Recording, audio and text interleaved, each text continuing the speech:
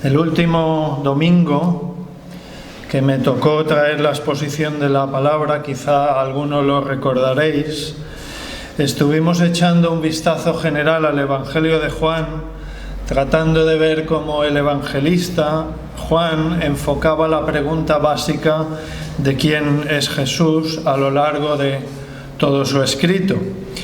Y dijimos hace unas 4 semanas más o menos que en líneas generales el evangelista Juan, a diferencia de Mateo, Marcos y Lucas, no presenta a Jesús en una sucesión de hechos ordenados cronológicamente, sino que más bien se centra en citar algunos pocos, muy pocos hechos de Jesús junto con muchas de sus palabras, de tal manera que Juan proporciona un entendimiento adicional de por qué fue sucediendo cada una de esas cosas.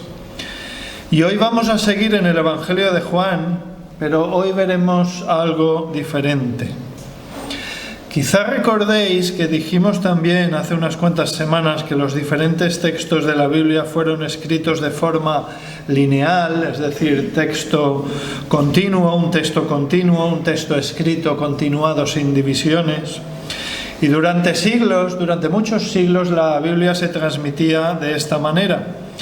Pero más o menos en el siglo XIII, para facilitar la localización de textos, se supone, y para acotar el texto por temas, algunas personas decidieron dividir el texto bíblico en capítulos.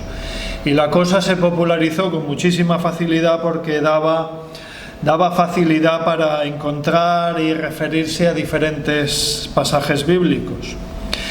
Y en su día explicamos que en el Evangelio de Juan se dividió en 21 capítulos, que a mi juicio fue una decisión bastante acertada porque en cada una de esas 21 divisiones de lo que hoy conocemos como capítulos, el evangelista presenta a Jesús de una forma ligeramente diferente. Y esto es lo que vimos hace unas semanas. De esta manera Jesús es presentado pues como el pan de vida en un capítulo, como el agua de vida en otro capítulo, el buen pastor en otro capítulo, la puerta, la vid verdadera, etcétera, etcétera.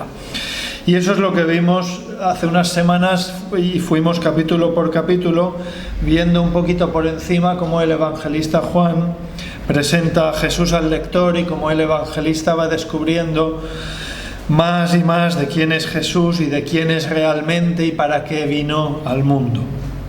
Bien, pues hoy, ¿qué veremos? Pues de esas divisiones, esos 21 capítulos en que se dividió Juan, también se podrían haber agrupado de otras maneras, quizá atendiendo a otras cuestiones. No fue el caso, se dividió en 21, está muy bien, a mí me parece perfecto, pero hoy veremos que los capítulos del 1 al 4 podrían, en cierta manera, los 4 capítulos ir juntos porque contienen algo que los une. Y por tanto, en cierta manera, se puede decir que los primeros 4 capítulos del Evangelio de Juan tratan más o menos de lo mismo porque van dando vueltas en torno a un tema, algo bastante recurrente. Y a partir del capítulo 5 ya se cambia un poco de tema.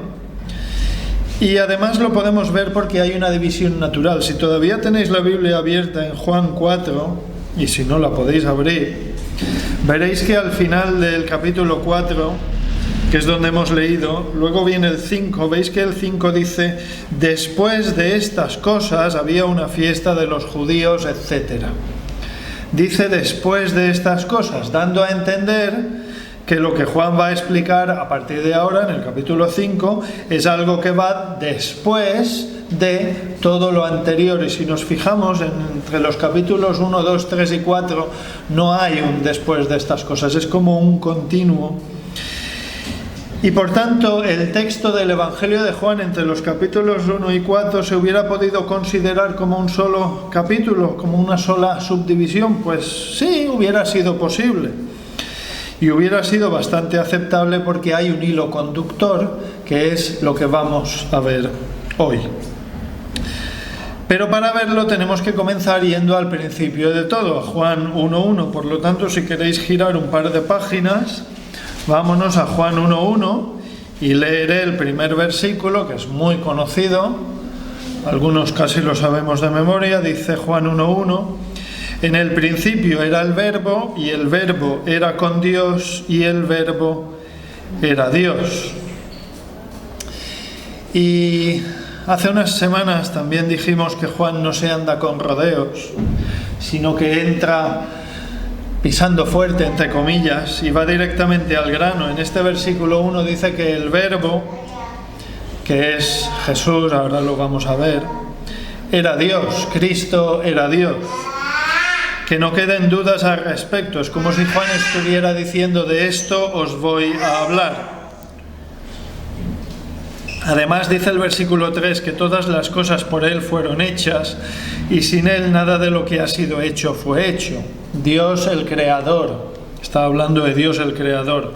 Juan comienza su escrito, su evangelio, haciendo un claro paralelismo con Génesis 1, cuando Dios habló y todo lo que hay fue hecho.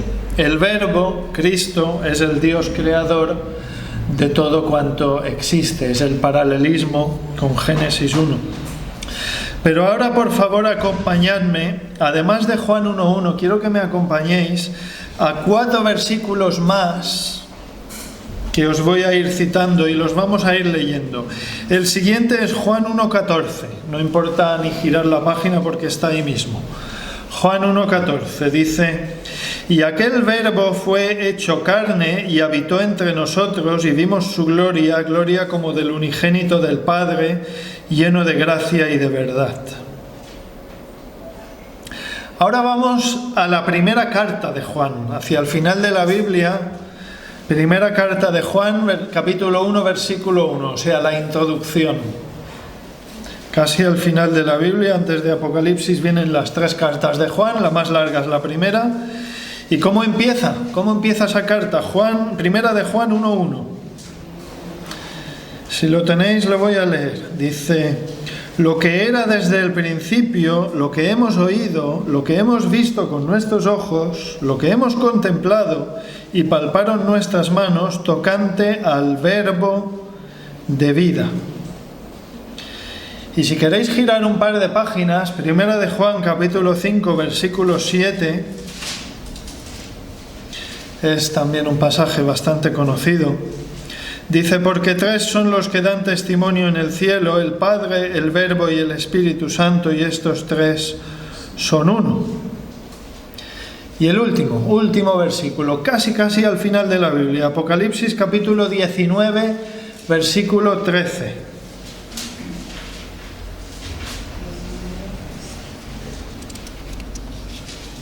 El último de estos 5 versículos que quiero que veamos. Apocalipsis 19:13.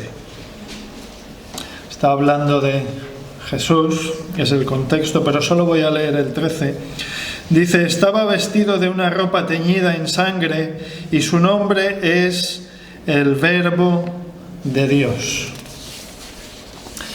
Estos son los 5 versículos, no hay más, en la Reina Valera del 60 que contienen la palabra verbo en castellano. Todos escritos por el evangelista Juan. Y como en Juan 1:1 sale 3 veces, la palabra verbo sale 3 veces, pues en total tenemos 7 veces que sale la palabra verbo en el Nuevo Testamento y en la Reina Valera del 60. Pero la palabra griega a la que traduce, que es logos en griego, sale más de 300 veces en el Nuevo Testamento. Lo único que estas 7 se traduce como verbo, y las otras 300 y pico, ¿cómo se traduce? Pues de diferentes maneras, según el contexto, pero casi siempre, muy mayoritariamente, sale traducido con su significado básico, primario, que es palabra. Logos en griego significa palabra en castellano. Y hoy quiero tratar una cuestión que muchas veces la he mencionado por encima, pero nunca la he abordado en profundidad, que es el tema de una polémica surgida hace no mucho, unos 200 años, estos últimos 200 años, acerca de la traducción de estos 5 versículos que hemos leído en castellano, a ver si deberían ser verbo o deberían decir palabra. Y digo 200 años porque es una polémica bastante reciente en términos eclesiales, y que además la controversia solo está en idiomas latinos. En inglés, cualquier Biblia que se coja, sea antigua, sea moderna, da igual, aunque se miren 100 versiones diferentes, 100 traducciones diferentes, en Juan 1.1 todas llevan lo mismo: word. Y word en inglés sabéis lo que significa, palabra. No hay polémica en inglés, solo hay controversia en español y en algunos otros idiomas latinos. ¿Y por qué? Pues porque unos creen que verbo es más adecuado y otros creen que palabra es más adecuado para la traducción del logos griego, de lo que sale en el original, logos, de Juan 1.1, Juan 1.14, primera de Juan 1.1, primera de Juan 5.7 y Apocalipsis 19.13. Y ahora no voy a entrar en todos los detalles de este debate porque es complejo. Incluso se han escrito libros enteros acerca de esta cuestión, pero voy a resumirlo mucho.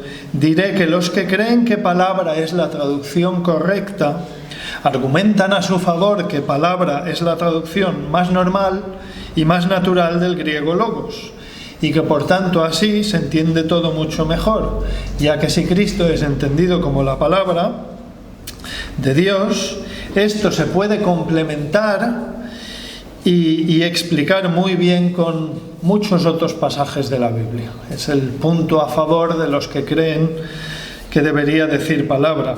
Y los que creen que debería decir verbo argumentan que técnicamente verbo significa palabra, es el mismo significado, por lo tanto ellos dicen no hay ningún problema, y que al ser masculino en castellano es más adecuado para referirse al Señor Jesucristo.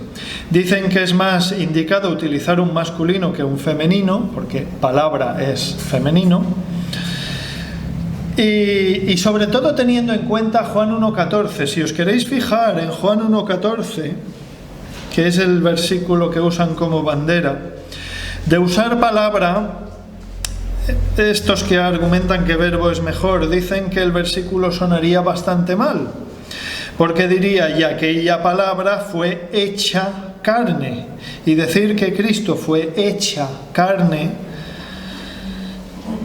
a algunos no les suena bien, aunque el sujeto Cristo sea un implícito, y prefieren decir que Cristo fue hecho carne en masculino, y de ahí la preferencia por verbo. Claro, ¿cuál de las dos posiciones es correcta? ¿Es necesario tomar partido por una de las dos posiciones? Pues no hay que tomar partido, yo creo que no es algo de blanco y negro. Y ambas interpretaciones tienen su parte de razón, yo creo que hay que aceptarlo. Lo que a veces los hay que, defendiendo su postura, entran en una zona de error al descalificar a la otra postura. Insisto que en inglés no existe este debate para nada, porque en inglés las palabras no tienen género, todas son neutras, todos los sustantivos en inglés son neutros, no hay masculinos y femeninos, y por tanto Juan 1.1 siempre es word, y ya está, y listo. Pero nosotros usamos la Biblia en castellano, en español, por lo tanto hay que aclarar esto un poquito. Los que defienden que Juan 1.1 debería decir palabra, a veces critican el uso de verbo con demasiada vehemencia, porque no se puede negar que verbo viene del latín verbum, que significa palabra. El significado de verbo en castellano es verdad que ha variado con los siglos y hoy la gente cree que más bien se refiere a acciones: comer, beber, cantar, jugar. Eso sería un verbo. Pero no es exactamente así, porque el origen de la palabra significa palabra, el origen de verbo. E incluso hoy en castellano tenemos derivados de verbo que están relacionados con palabra. Un ejemplo, verborrea. Si decimos que una persona tiene mucha verborrea, decimos que esa persona habla mucho, y es un derivado de verbo.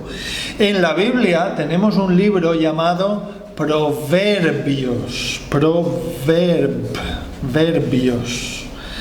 que es otra forma de decir dichos, cosas que se han dicho, o sea, palabras.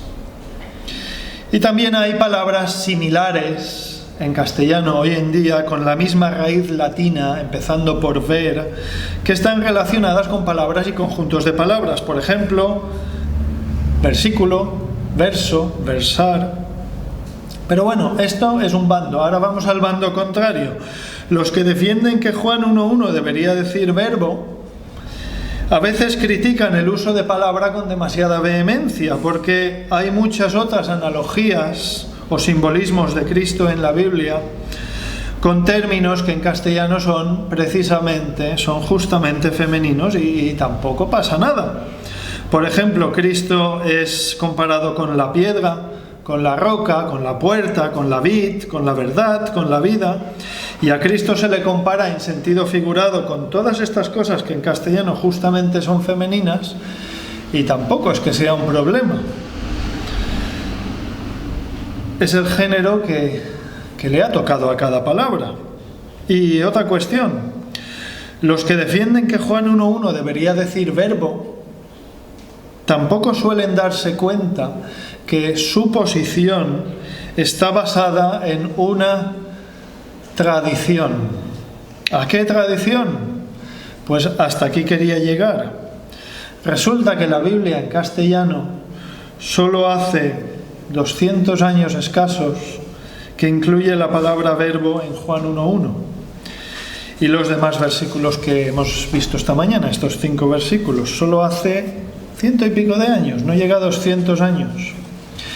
Y no soy muy partidario de utilizar la pantalla durante las predicaciones. Creo que en muchas ocasiones usar la pantalla puede hacer más mal que bien. Yo prefiero que no se haga. Pero hoy quiero hacer una excepción.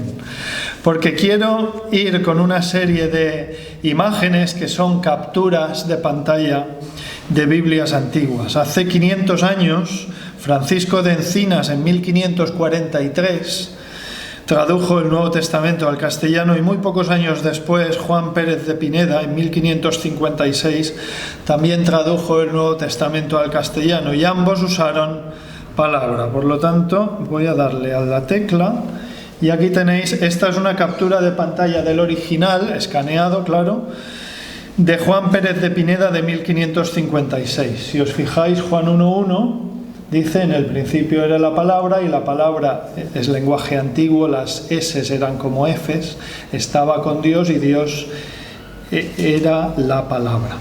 Eso es lo que decía Juan Pérez de Pineda.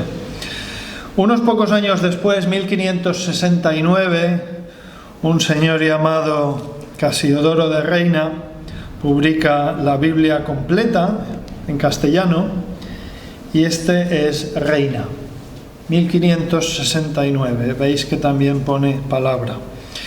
En el año 1602, otro español llamado Cipriano de Valera hizo una revisión a Reina, porque Reina había cometido algunas equivocaciones, se olvidó de 2 versículos, detallitos, pero Cipriano de Valera pues hizo una revisión profunda en base al hebreo y al griego de la obra de Reina, y esta es la captura de pantalla del original de 1602 de Valera, de Cipriano de Valera. Veis que también pone palabra en Juan 1.1. Y así se imprimió y se utilizó en congregaciones e iglesias por más de 300 años, hasta que llegó el siglo XIX.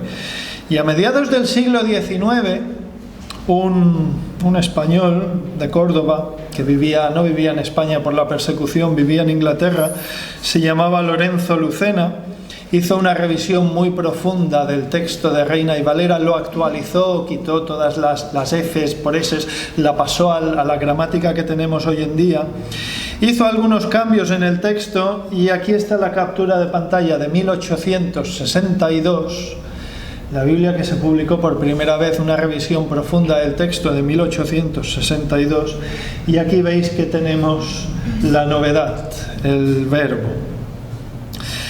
Esta versión es importante porque es la madre de la 1909, la que conocemos como 1909, que a su vez es la madre de la Reina Valera del 60, que todavía usamos en general hoy en día.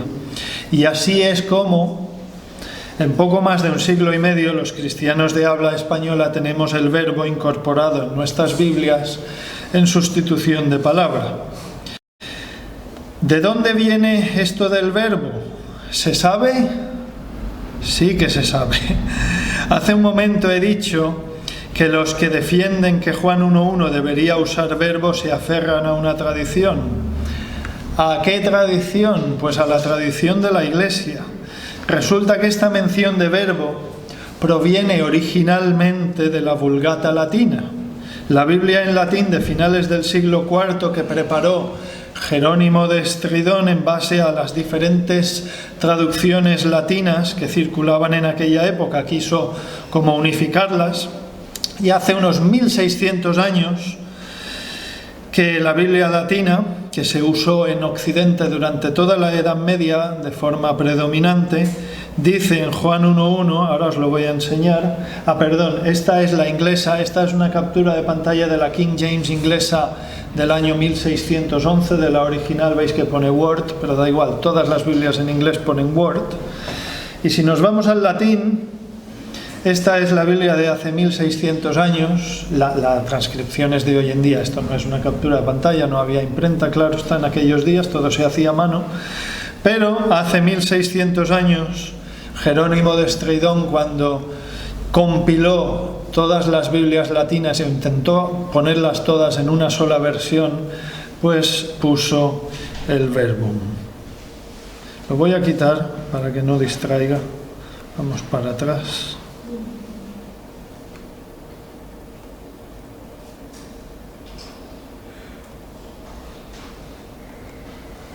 Vale. Aquí.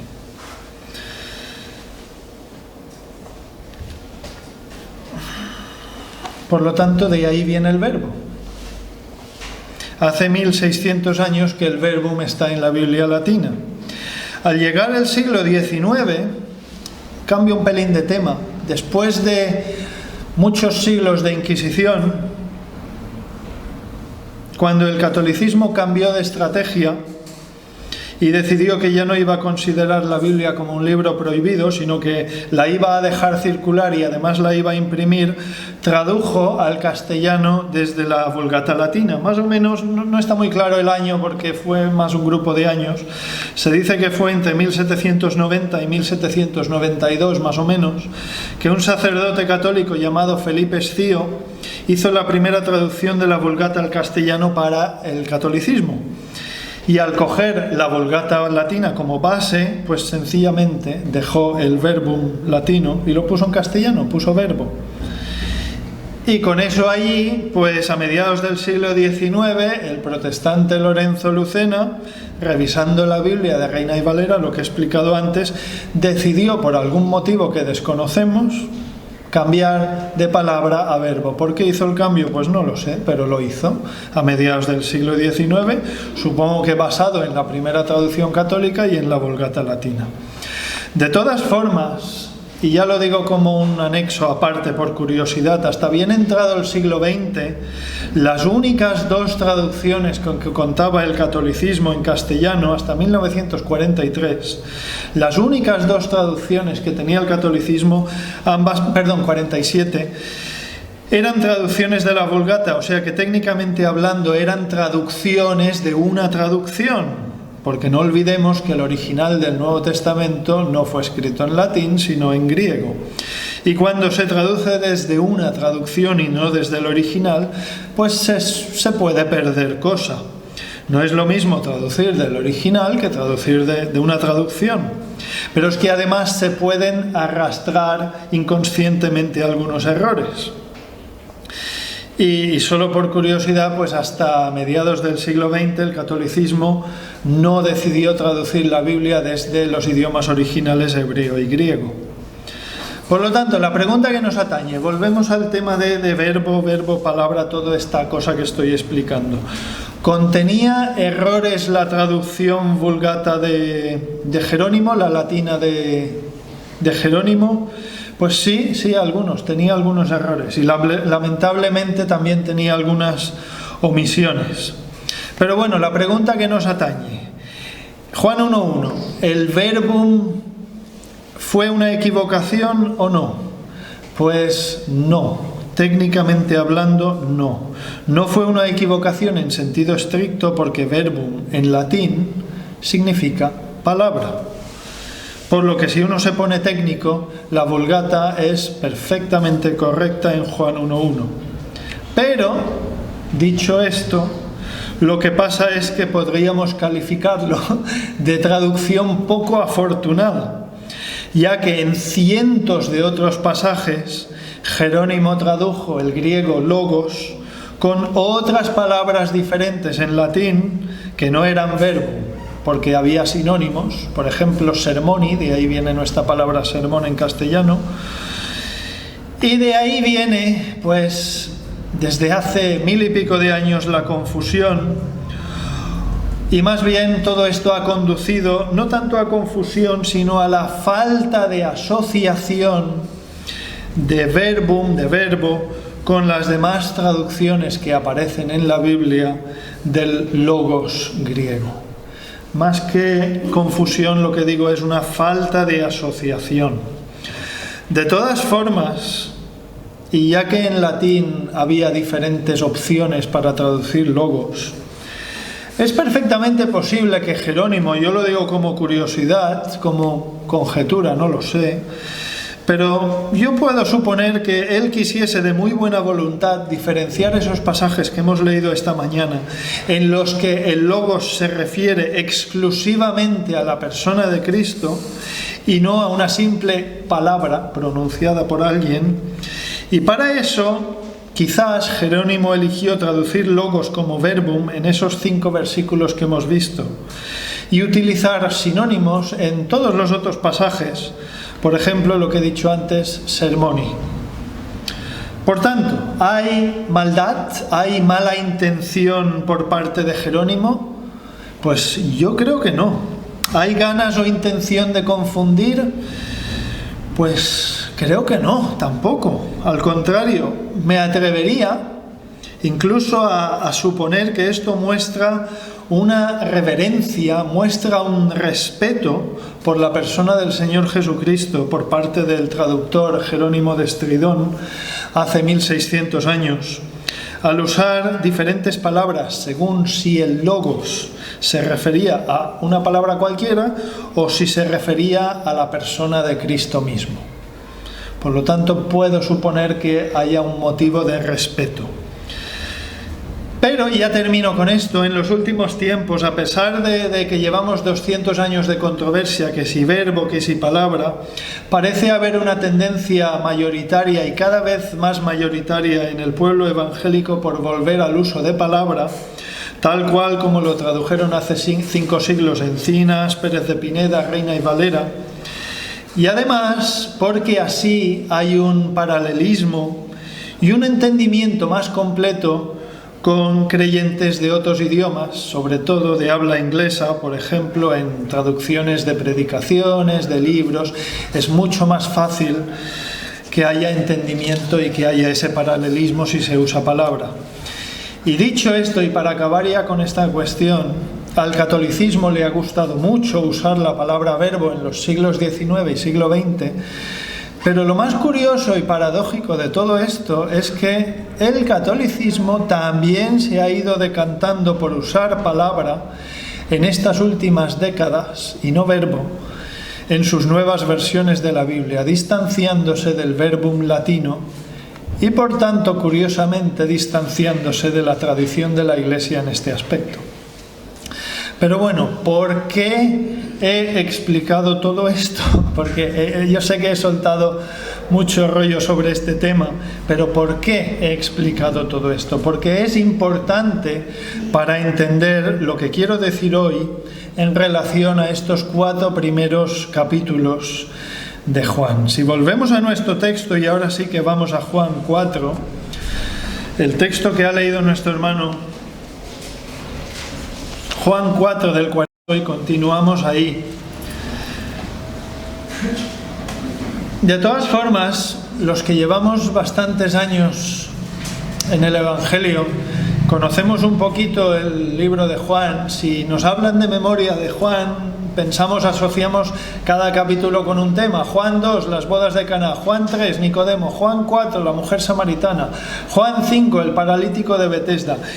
Lo que pasa es que a veces hay más cosas, y esta pequeña historia que nos sale al final del capítulo 4, yo creo que queda como oculta, ensombrecida, porque antes tiene la mujer samaritana, que es un texto muy comentado, muy predicado, muy leído, muy estudiado, y después tiene el paralítico de Betesda, que también es un pasaje muy visto. Y esta pequeña historia que solo sale aquí en el Evangelio de Juan, Jesús sana al hijo de un noble, pues como que a veces se deja de lado, no se mira mucho, y por eso hoy me apetecía que lo pudiéramos mirar un poquito.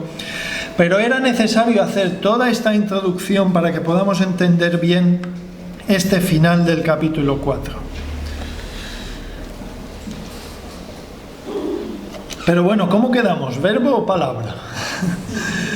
Pues ambas son correctas. Que tengamos cuidado de criticar a ninguna de las dos posturas, porque en esencia ambas son correctas y ambas son buenas traducciones.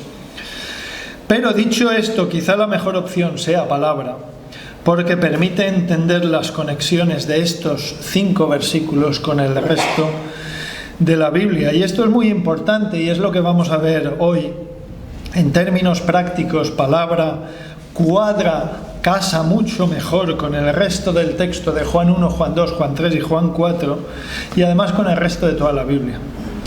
En resumiendo ya, verbo no está mal, es perfectamente adecuado, pero palabra yo creo que es sensiblemente mejor, y ahora vamos a verlo.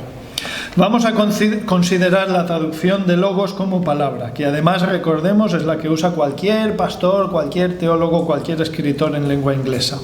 Insisto que en inglés no hay debate, siempre es word. En castellano, palabra. Vamos pues, Juan 1.1, lo voy a leer suponiendo que es palabra, claro. Juan 1.1.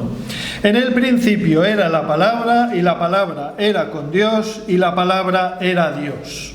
Tengámoslo en cuenta. Juan presenta a Cristo como la palabra. Ahora vamos a Juan 2, las bodas de Caná.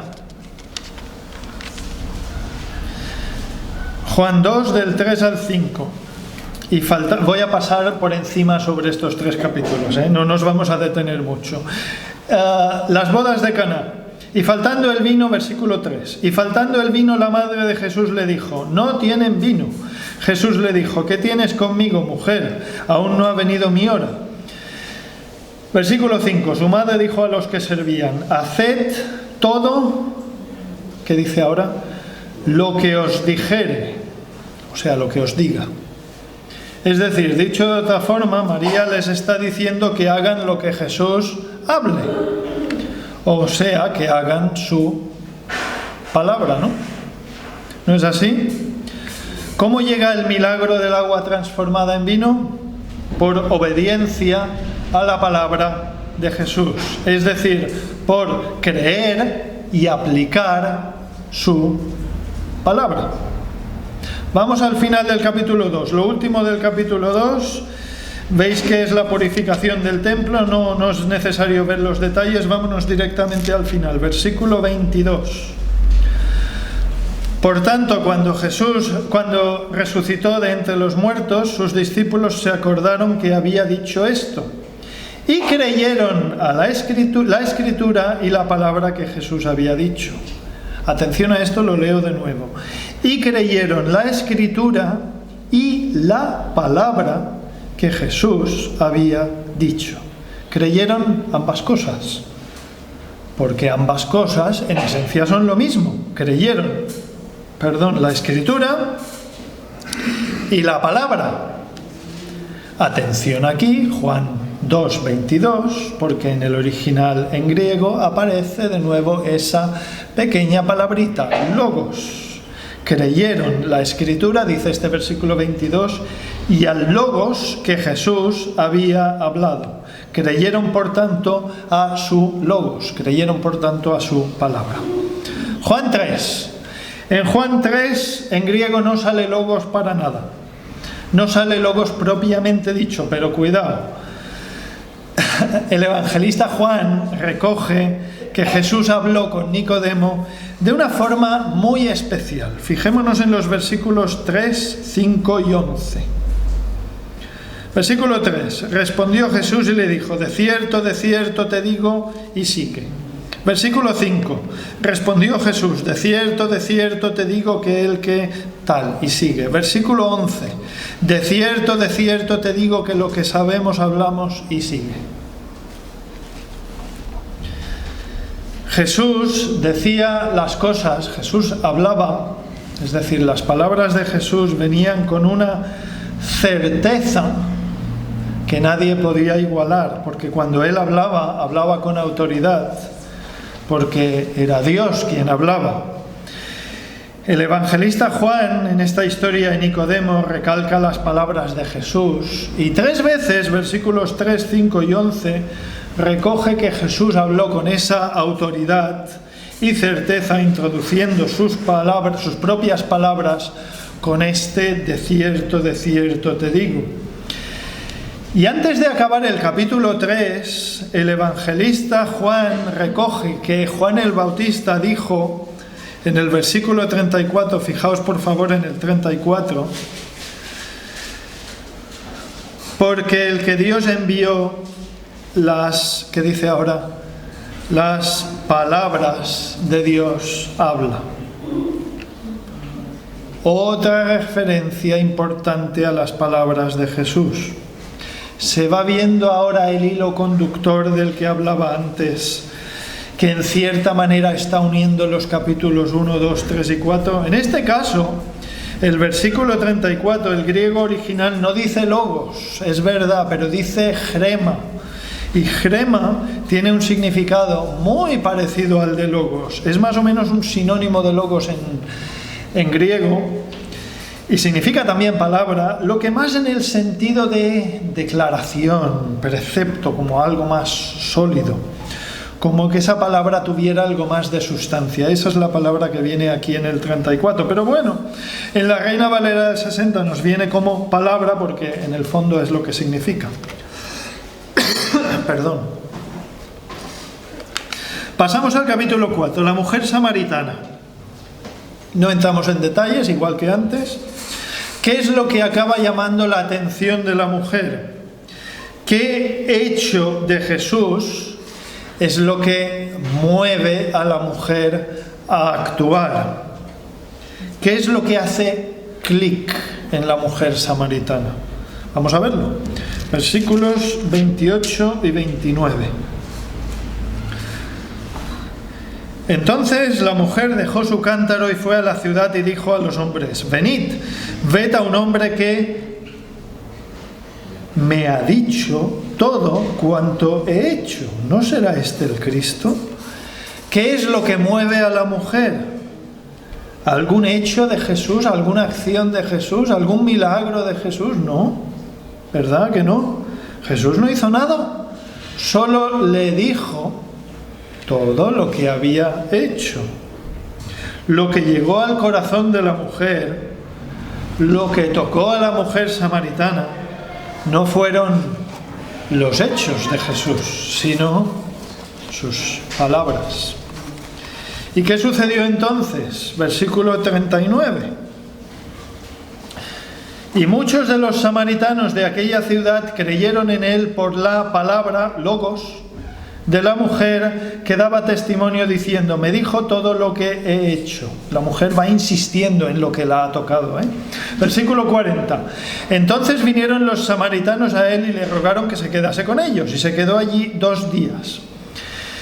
Y creyeron muchos más por la palabra, logos, otra vez en griego, de él. Creyeron muchos más por la palabra de él y decían a la mujer: ya no creemos solamente por tu dicho, porque nosotros mismos hemos oído y sabemos que verdaderamente este es el Salvador del mundo, el Cristo. Versículo 39, creyeron por la palabra. Versículo 41, creyeron por la palabra. ¿Qué es lo que cambió la vida de estas personas? Creer la palabra, creer a Cristo. Y ahora viene nuestro texto de hoy, Juan 4, del 43 al 54. No lo vamos a ver en detalle, no da tiempo, pero solo muy por encima. ¿Aquí qué tenemos? Versículo 46. Un oficial del rey que tenía un hijo enfermo. Este hombre, versículo 47, acude a Jesús en busca de ayuda. Versículo 48, Jesús dice: entonces Jesús le dijo: si no viereis señales y prodigios, no creeréis. Jesús volvía a estar en Galilea. Estos eran duros de corazón. Los samaritanos creyeron por la palabra, pero los galileos, si no ven señales y prodigios, no creen. Versículo 49. Al oficial del rey como que le trae sin cuidado lo que acaba de decir Jesús en el versículo 48. No hace ni caso. Él quiere sanidad para su hijo. Pero bueno, se ve que tenía fe en Jesús. Jesús era su esperanza. Versículo 49. El oficial del rey le dijo: Señor, desciende antes de que mi hijo muera. Y la clave está en el versículo 50. Fijaos en el 50. Jesús le dijo: ve, tu hijo vive. Y el hombre creyó la palabra, logos en griego. Y el hombre creyó al logos que Jesús le dijo y se fue. Y la historia acaba con la sanidad del hijo. Versículo 51, cuando él ya descendía, sus siervos salieron a recibirle y le dieron nuevas diciendo: tu hijo vive. Entonces él le preguntó a qué hora había comenzado a estar mejor y le dijeron: ayer a las 7 le dejó la fiebre. El padre entonces entendió que aquella era la hora en que Jesús le había dicho: tu hijo vive, y creyó él con toda su casa. El padre entendió que cuando Jesús habló, todo cambió. Nuestro hermano Javier Ballesteros en ocasiones acostumbra a decir que cuando el Señor habla, todo cambia. Y así fue. Jesús ya no estaba con ese hombre, porque ese hombre se había vuelto para su casa, pero pudo entender que el preciso momento en el que Jesús había hablado, su hijo había sanado de la enfermedad. Ese hombre vio cómo el poder sanador estaba en la palabra de Jesús. ¿Y qué consecuencia tuvo la sanidad del hijo en la vida de ese hombre? Mucha alegría y ya está. ¿La cosa se queda en la sanidad física del hijo? No. Fijémonos en lo que dice el versículo 53. Dice: y creyó él con toda su casa. ¿Y qué creyó si el hijo ya estaba curado para ese entonces? Pues creyó otra cosa. Creyó a la palabra en un sentido más amplio. Es decir, creyó a Jesús. De la misma manera que nos dice Gálatas 3:6 que Abraham creyó a Dios y le fue contado por justicia.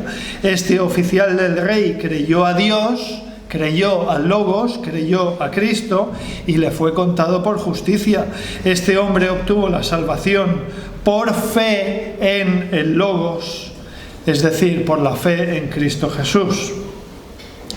Y vamos, ya vamos terminando, vamos a la última mención. ¿Os acordáis que hemos visto 5 versículos en la Biblia que sale verbo?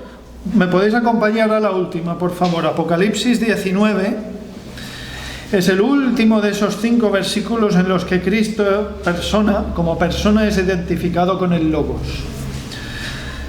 Apocalipsis 19, y esta vez, en vez de leer solo el 13, leeré del 11 al 15 porque quiero que se coja un poquito más el contexto. Apocalipsis 19, del 11 al 15.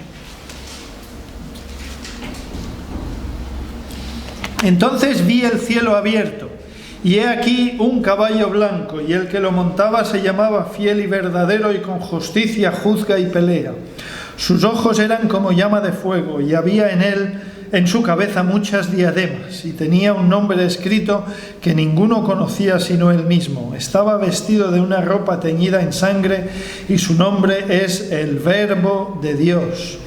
Y los ejércitos celestiales, vestidos de lino finísimo, blanco y limpio, le seguían en caballos blancos. Atención aquí al 15.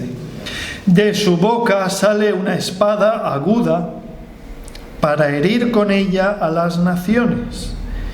Y él las regirá con vara de hierro, y él pisa el lagar del vino del furor de la ira del Dios Todopoderoso. ¿Qué dice el versículo 15? Que de su boca sale una espada aguda. Es un simbolismo, claro. Estamos hablando de Cristo mismo, y de su boca sale algo que en términos simbólicos es identificado como una espada. ¿Y qué simboliza la espada en la Biblia? Lo voy a preguntar de otra manera. ¿Qué suele salir de las bocas? Palabras, ¿verdad? ¿Qué significa la espada en la Biblia? Efesios 6:17, no hace falta que lo busquéis.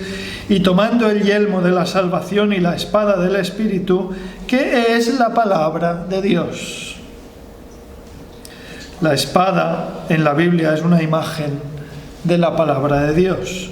De la boca de Jesucristo sale la palabra de Dios, porque Él mismo es el Logos personificado, la palabra de Dios. Por cierto, en Efesios 6:17, en el original griego no sale Logos, sale otra vez esa otra palabra, grema, que si recordáis hemos dicho antes es un sinónimo de Logos, pero que en griego significa palabra, pero más en el sentido de declaración o precepto. Es otra forma de hablar de la palabra de Dios como un conjunto, es decir, el conjunto de los preceptos de Dios. Dicho de otra manera, la ley de Dios, la palabra de Dios, la ley de Dios. Y si volvemos a Apocalipsis 13, si todavía lo tenéis abierto, dice, de su boca sale una espada aguda para herir con ella a las naciones. ¿Qué es esto de para herir con ella a las naciones? Lo que sale de la boca de Cristo, la palabra de Dios, los preceptos de Dios, la ley de Dios, ¿hiere a las naciones? Nos podemos preguntar. Pues sí, a los que no creen, sí. Porque este pasaje se refiere a los incrédulos. No vamos a explicarlo ahora, pero el contexto es de juicio. En Lucas 20, 17, 18, no hace falta que lo busquéis, Jesús dijo unas palabras muy conocidas acerca de sí mismo. Dijo, la piedra que desecharon los edificadores ha venido a ser cabeza del ángulo. Todo el que cayere sobre aquella piedra será quebrantado, mas sobre quien ella cayere le desmenuzará. Es otra imagen de lo que acabamos de ver en Apocalipsis 19:13, otro simbolismo. ¿Otro simbolismo de qué? Pues de que el que cree bien, muy bien, y el que no cree mal, muy mal. Lo tiene mal el que no cree, porque será la misma palabra el que le juzgue, la espada que sale de la boca del Verbo de Apocalipsis 13. En Juan 12:18 Jesús dijo, el que me rechaza y no recibe mis palabras, tiene quien le juzgue. La palabra que he hablado, ella le juzgará en el día postrero. La palabra juzgará al incrédulo. Dicho de otra forma, la ley de Dios juzgará al incrédulo. Volvemos a Juan y ya terminamos. Por favor, volved a Juan, el final del capítulo 3. Es parte de nuestro texto amplio de hoy. Y ya terminamos. Juan 3, quiero leer este pequeño fragmento. ¿Veis que pone el que viene de arriba? Del 31 al 36. Y ya esto es lo último, ¿eh? Leemos esto, lo comentamos un poco y terminamos. Juan 3:31. El que de arriba viene es sobre todos. El que es de la tierra es terrenal y cosas terrenales habla. El que viene del cielo es sobre todos. Y lo que vio y oyó esto testifica y nadie recibe su testimonio. El que recibe su testimonio, éste atestigua que Dios es veraz. Atención al 34, por favor. Porque el que Dios envió, las palabras de Dios habla. Pues Dios no da el Espíritu por medida. El Padre ama al Hijo y todas las cosas ha entregado en su mano. El que cree en el Hijo tiene vida eterna, pero el que rehúsa creer en el Hijo no verá la vida, sino que la ira de Dios está sobre él. Ahí está el simbolismo de la espada. Este último versículo del capítulo 3, el 36, en el fondo es la esencia de la predicación de hoy. Creer o no creer. Creer en el Logos, en el Verbo, en la palabra, o sea, en Cristo el Hijo, o no creer. Dos opciones, dos caminos. Si crees, caes sobre la piedra que es Cristo con un corazón arrepentido, serás quebrantado y serás salvo. Si no, la otra opción es que la palabra, la ley de Dios te juzgue en el día del juicio final. La ley te juzgará, la piedra caerá sobre ti y recibirás un veredicto de condena por tus pecados. Por cierto, volviendo un segundito al tema del debate este que he dicho de verbo-palabra, hay una razón que algunos argumentan en favor de verbo hoy en día y es cuanto menos interesante. Aunque verbum en latín significa sencillamente palabra, y de ahí deriva nuestra palabra castellana verbo, hoy en día, siglo XXI, un verbo se entiende, lo he dicho antes, como la parte gramatical de las frases que indica una acción. Lo aprenden todos los niños en el colegio, es algo muy básico. El verbo es la acción. Es llamativo que históricamente el que se ha llamado el verbo sea asociado a la segunda persona de la Trinidad, al Señor Jesucristo, porque es precisamente la segunda persona de la Trinidad la que ejecuta la acción de darse a conocer y comunicarse con el hombre. Es el Hijo que se ha manifestado al hombre desde la antigüedad, culminando con su venida física como Dios y hombre a este mundo, con la misión de obrar la sustitución en la cruz. Dice el apóstol Pablo en 1 Timoteo 3:16 que indiscutiblemente grande es el misterio de la piedad. Dios fue manifestado en carne, justificado en el Espíritu, visto de los ángeles, predicado a los gentiles, creído en el mundo y recibido arriba en gloria. Ha sido precisamente el Señor Jesucristo, el Verbo, el que ha hecho la acción, verbo como acción, de tender la mano al hombre para ofrecerle la salvación de sus pecados. Y ha sido el Señor Jesucristo, el Verbo, el que voluntariamente ha hecho la acción de entregarse a sí mismo para morir en una cruz por todos los que creen en Él.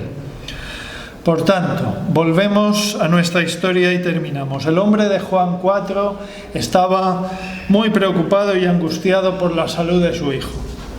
Y fue a Jesús, buscó la sanidad para su hijo en Jesús.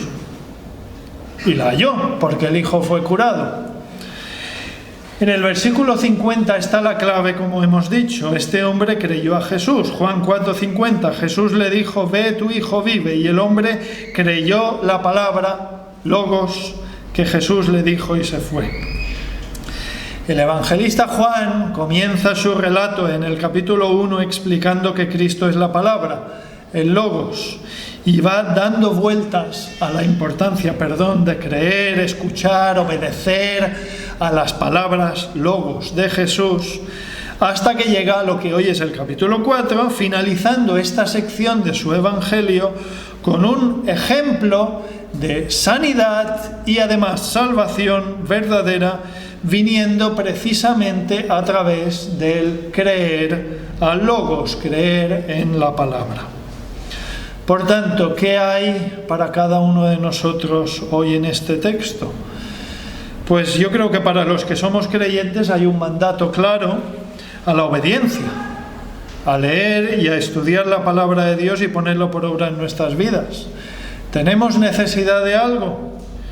Pues este padre de familia que se nos explica aquí tuvo necesidad y miró a Jesús para buscar la solución a su necesidad. ¿Haces tú lo mismo? ¿Buscas ayuda y solución a tus problemas en el Señor Jesucristo? Y la lección, yo creo, es sencilla, que miremos a Cristo ante cualquier problema. Los creyentes que miremos a Cristo ante cualquier problema. Y para los que aún no son creyentes o se estén planteando todas estas cosas, quiero resumir la esencia de lo que hemos visto hoy. La salvación viene a través de creer la palabra. Creer la palabra es creer a Dios, creer al Señor Jesucristo. Recibe su palabra en tu vida como lo que es, la palabra del único Dios que hay, el Dios que ha hecho todo cuanto existe. Pon la palabra de Dios delante de ti como objeto de máxima confianza. Porque si crees a Cristo, obtienes la paz con Dios, obtienes la vida eterna, el perdón de los pecados y la sanidad del alma. Todos tus pecados pueden ser perdonados en Cristo. Lo único que debes hacer es mirar a la cruz y creer para salvación. Cree a Cristo si aún no crees, cree a su palabra y recibe hoy la salvación verdadera y definitiva para tu vida. Amén.